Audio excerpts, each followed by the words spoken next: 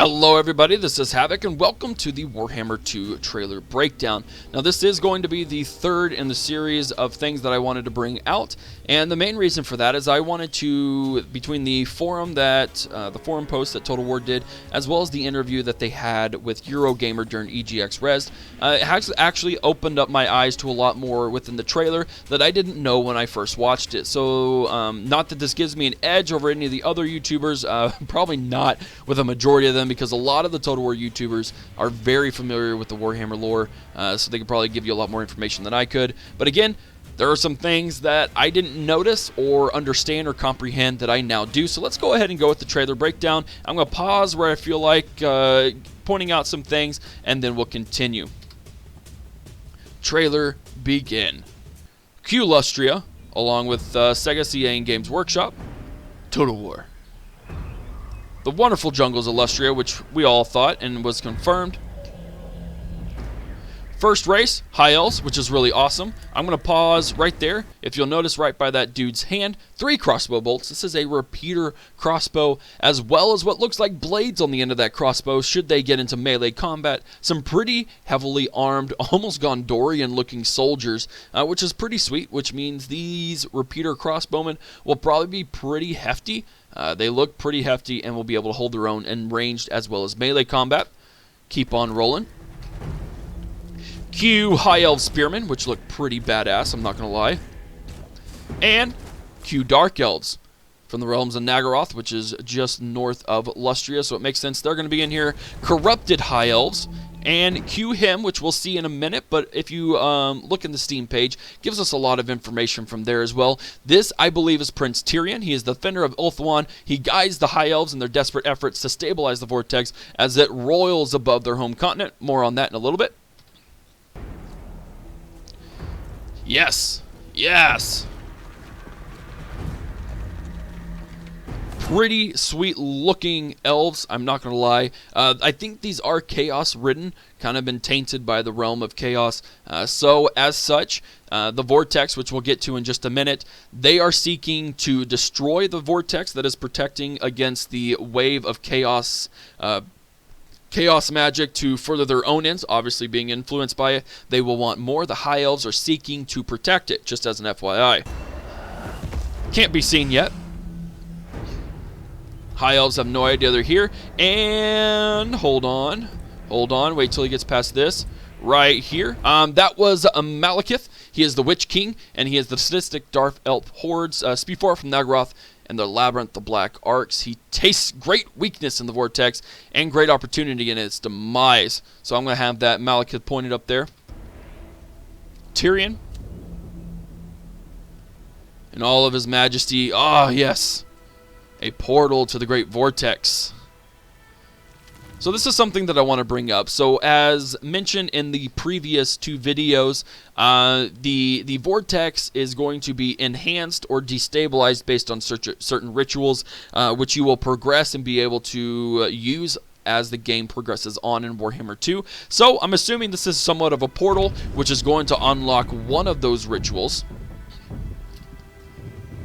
It's pretty sweet. Obviously a lot of Aztec inspiration for the Lizardmen, which makes some amazing artwork. And there's the portal. This is a bunch of High Elves. These are a bunch of High Elf mages that are seeking to, are constantly there to strengthen the Vortex, because if they lose the Vortex, the stem of chaos will flood into the world and the end of the world, basically, for Warhammer 2. Some pretty sweet arcane magic as well. Boom. There is the ritual, which is strengthening the Vortex. I'm assuming Tyrion has some sort of access to it, able to harness it, and Q stealth attacks. Sweet looking repeater crossbows.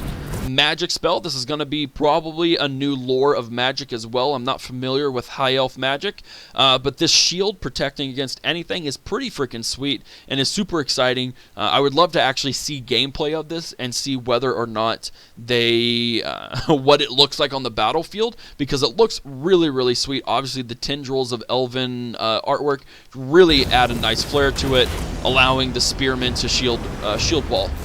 And take a look there. I'm going to pause it again. Oh, snap. That's a Carnosaur. So what is that there? That is, oh, where is it? Oh, his name, I don't remember his name. That is definitely the one of the legendary lords. Someone else pointed out this is a legendary lord of the Lizardmen.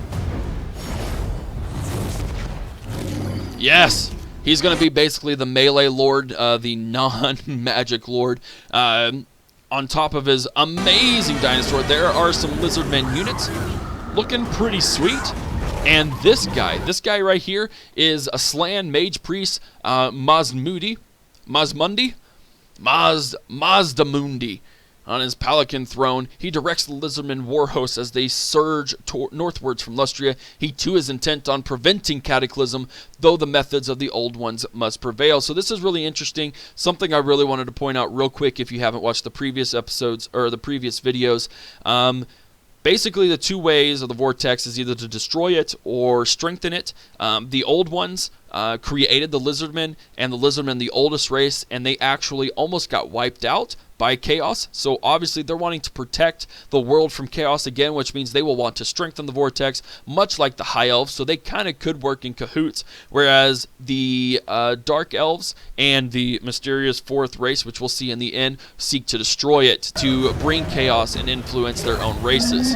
He is disgusting looking, by the way. There's Malekith again, Tyrion. This right here, I'm going to pause. Oh, we missed it.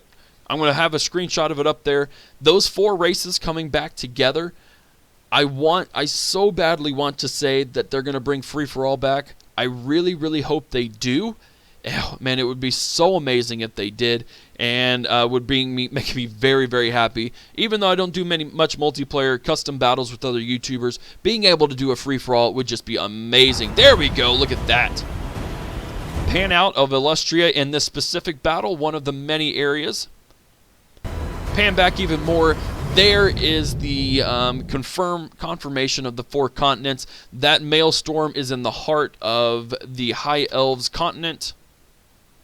Pretty sweet looking stuff. Defend your world, destroy theirs. The amazing tagline for Total War Warhammer 2, ladies and gentlemen. Very sweet looking Aztec-y logo. Also, here we go. What could this be? This looks like a... Oh, Skaven! 100%. Awesome.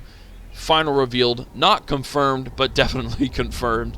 Race. There's your four races. The High Elves, the Dark Elves, the Lizardman, and Skaven. Coming out in 2017. I'm going to estimate Q3 or Q4. And that, ladies and gentlemen, is pretty much it. There's not much else on the Steam page that goes over... the things about this. What I really would like to say and mention, as I mentioned in previous videos, all of the legendary lords will have their own unique starting positions, which is awesome, which wasn't like that in the first game.